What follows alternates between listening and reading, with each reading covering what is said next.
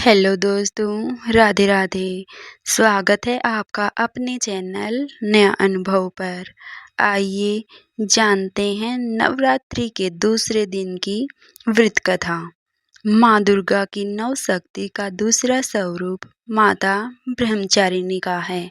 यहाँ ब्रह्मा का अर्थ तपस्या से है।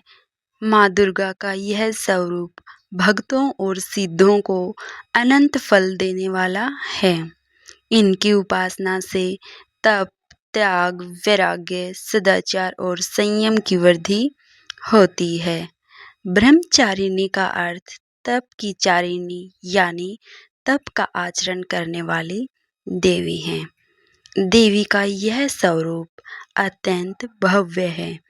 इस देवी के दाएं हाथ में जप की माला है और बाएं हाथ में कमंडल धारण किए हुए है।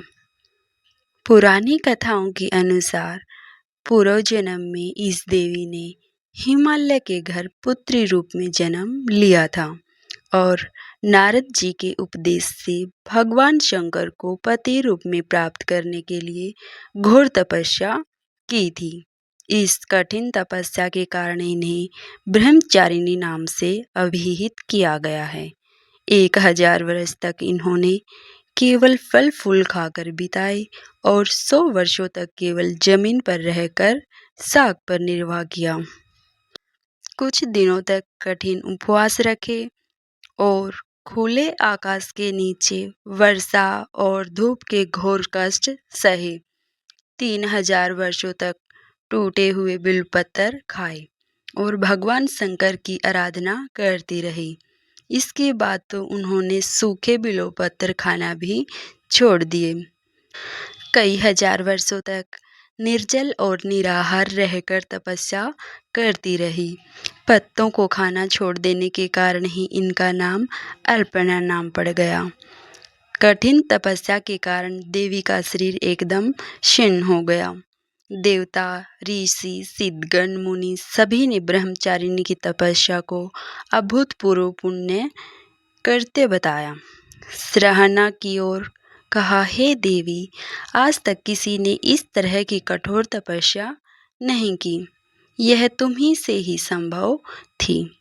तुम्हारी मनोकामना परिपूर्ण होगी और भगवान चंद्रमौली शिव जी तुम्हें पति रूप में प्राप्त होंगे। अब तपस्या छोड़कर घर लौट आओ। जल्द ही तुम्हारे पिता तुम्हें बुलाने आ रहे हैं। इस देवी की कथा का सार यह है कि जीवन के कठिन संघर्षों में भी मन विचलित नहीं होना चाहिए। माँ ब्रह्मचारिणी देवी की कृपा से सर्व सिद्धि प्राप्त होती है। दुर्गा पूजा के दूसरे दिन देवी के इसी स्वरूप की उपासना की जाती है। माता रानी की कृपा हमेशा आप पर बनी रहे। ऐसी ही वीडियो देखने के लिए आपका अपना चैनल नया अनुभव को सब्सक्राइब करें। धन्यवाद।